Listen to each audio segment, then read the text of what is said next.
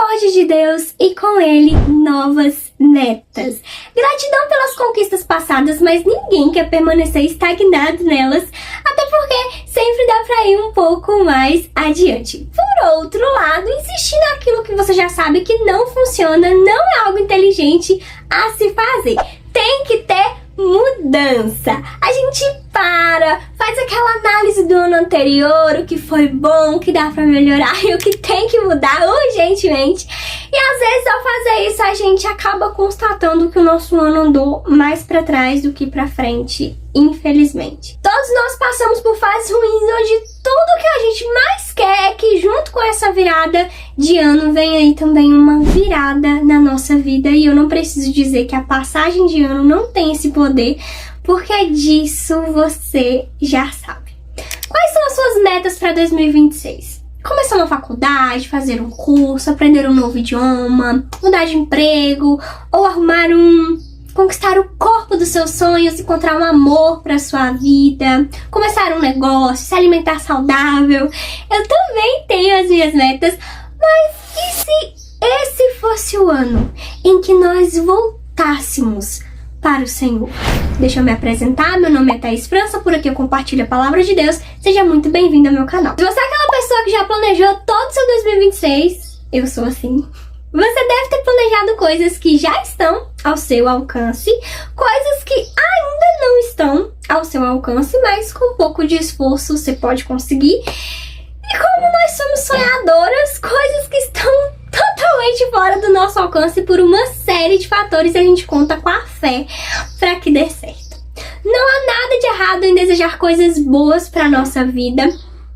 O ser humano é movido pela esperança, porque desmotivado, a gente aceita a nossa derrota muito antes da luta começar. E o próprio Deus nos motiva a ter esperança quando diz em sua palavra: porque sou eu que conheço os planos que tenho para vocês, diz o Senhor.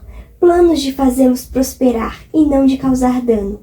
Planos de dar a vocês esperança e um futuro.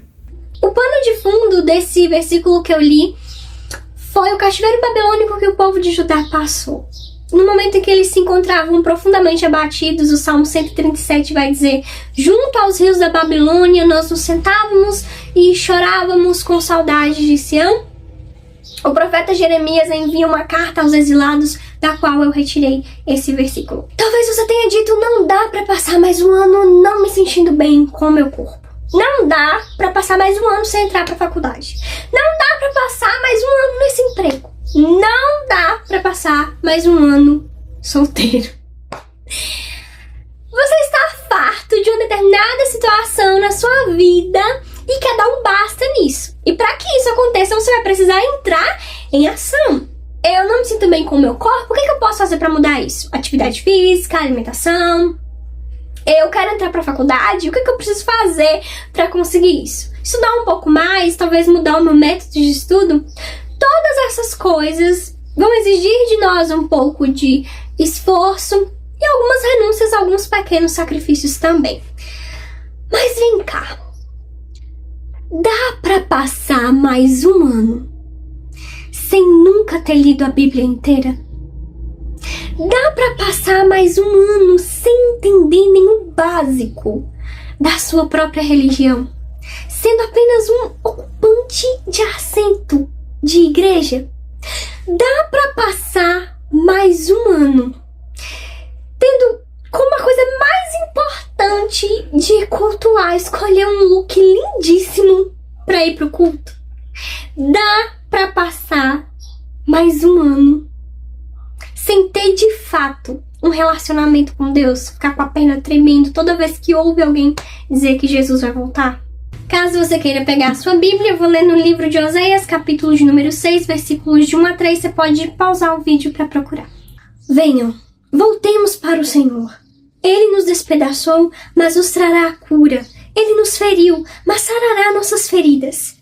Depois de 2 dias, ele nos dará vida novamente.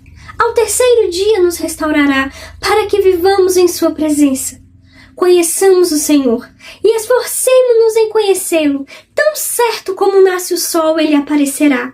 Virá para nós como as chuvas de inverno, como as chuvas de primavera que regam a terra. Oséias foi um profeta que viveu uma das histórias mais curiosos da Bíblia. Ele viveu no século 8 a.C.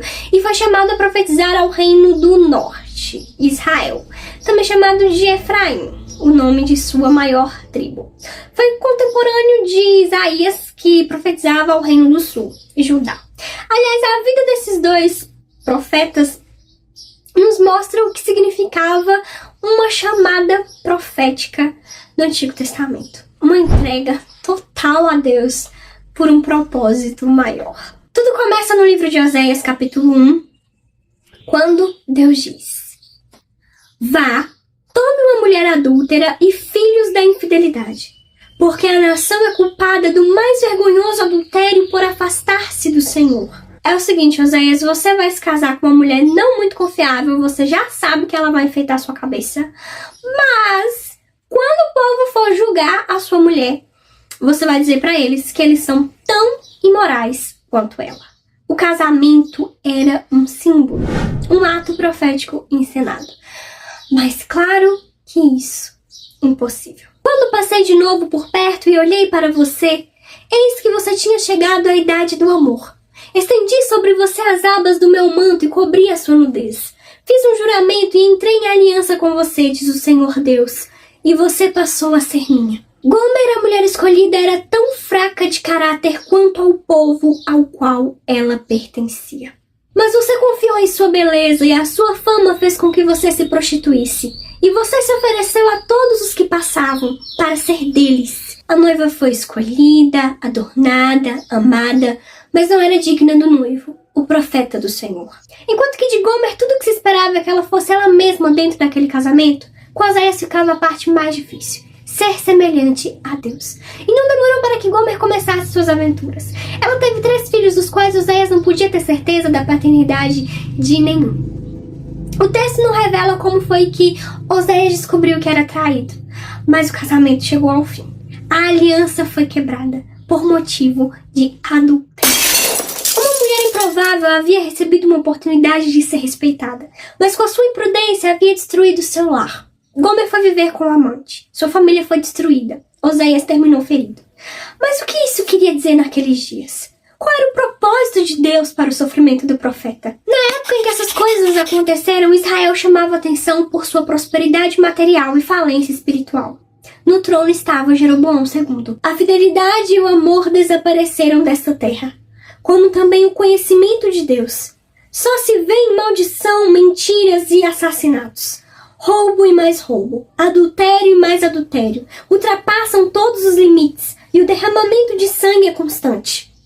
Portanto, castigarei tanto o povo quanto os sacerdotes por causa dos seus caminhos, e lhes atribuirei seus atos. Eles comerão, mas não terão o suficiente. Eles se prostituirão, mas não aumentarão a sua prole, porque abandonaram o Senhor para se entregarem à prostituição, ao vinho velho e ao novo, o que prejudica o discernimento do meu povo. Eles pedem conselhos a um ídolo de madeira, e de um pedaço de pau recebem resposta. Um espírito de prostituição os leva a desviar-se. Eles são infiéis ao seu Deus. Sacrificam no alto dos montes e queimam incenso nas colinas, debaixo de um carvalho, de um estouraque ou de um terebinto, onde a sombra é agradável. Por isso as suas filhas se prostituem e as suas noras adulteram. Não castigarei suas filhas por se prostituírem, nem suas noras por adulterarem, porque os próprios homens se associam a meretrizes e participam dos sacrifícios oferecidos pelas prostitutas cultuais. Um povo sem entendimento precipita-se à ruína. Suas ações não lhes permitem voltar para o seu Deus. Um espírito de prostituição está no coração deles. Não reconhecem o Senhor. A arrogância de Israel testifica contra eles. Israel e Efraim tropeçam em seu pecado. Judá também tropeça com eles. Quando eles forem buscar o Senhor com todos os seus rebanhos e com todo o seu gado, não o encontrarão. Ele se afastou deles. Traíram ao Senhor. Geraram filhos ilegítimos. Agora suas festas de lua nova os devorarão, tanto a eles como as suas plantações. Pois desejo misericórdia, não sacrifícios, e conhecimento de Deus em vez de holocaustos. Na cidade de Adão, eles quebraram a aliança e me foram infiéis.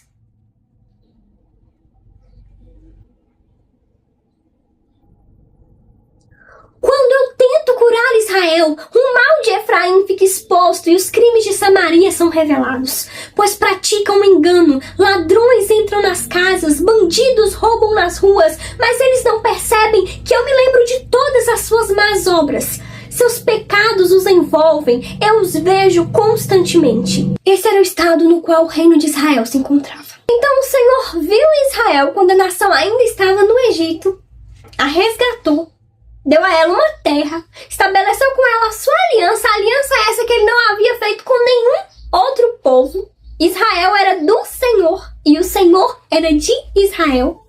Mas algo aconteceu. A nação traiu seu Deus. Eles encontraram outros deuses aos quais serviram e atribuíram a esses deuses a sua prosperidade. Ao cair nos braços dos amantes, Israel caiu da graça de Deus. E por isso, ainda que parecesse distante, o juízo de Deus cairia sobre a nação. Então voltarei ao meu lugar até que eles admitam sua culpa, e eles buscarão a minha face. Em sua necessidade, eles me buscarão ansiosamente. Deus era o marido traído e Israel a esposa infiel. Biblicamente, a igreja do Senhor é a noiva e ela é belíssima. A figura da mulher aqui não foi escolhida em vão. Isso porque ao criar a mulher, Deus deu a ela todas as características da sua igreja perfeita e por isso a mulher é tão especial. Refletida em cada mulher está a glória da igreja do Senhor. Mas afetada pela queda da humanidade, assim como o homem, a mulher desenvolveu em si uma multidão de pecados. Por isso, uma outra figura de mulher representava melhor o povo de Israel naquele tempo. A figura da mulher infiel. Então nós vamos ver no texto esse chamado feito pelo profeta Oséias. Venham, voltemos para o Senhor. Oséias faz uma declaração que somente um coração verdadeiramente convertido ao Senhor poderia fazer. Ele nos despedaçou, mas nos trará cura. Ele nos feriu, mas sarará nossas feridas. Quem não conhece a Deus jamais faria uma declaração dessas. Afinal de contas, que Deus é esse que castiga quem não quer obedecer? Muitos o chamam de ditador celestial. Mas, meu filho, não despreze a disciplina do Senhor, nem se magoe com sua repreensão, pois o Senhor disciplina quem ama, assim como o pai faz ao filho de quem deseja o bem. Israel continuava praticando suas obrigações religiosas, mas o seu coração estava distante de Deus. E isso ficava nítido diante dos frutos que eles produziam. Ter a farda de todos os congressos não me torna mais crente. Ter cargos na igreja não me torna mais crente. Ler a Bíblia somente para mostrar para as pessoas o quanto eu sei não me torna mais crente. Há grande valor em nos alegrarmos da presença do Senhor nos congressos. Há grande valor em jejuar. Há grande valor em estudar a Bíblia. Mas eu preciso fazer isso com o meu coração. Porque quando eu coloco o meu coração nisso, os meus frutos testificam que eu pertenço ao Senhor. Eu me surpreendo ao ver o número de divórcios na igreja evangélica, uma vez que isso não faz parte da nossa cultura. Mas eu compreendo que se todos os casais que vivem um relacionamento de fachada decidissem se divorciar, esse número seria bem maior.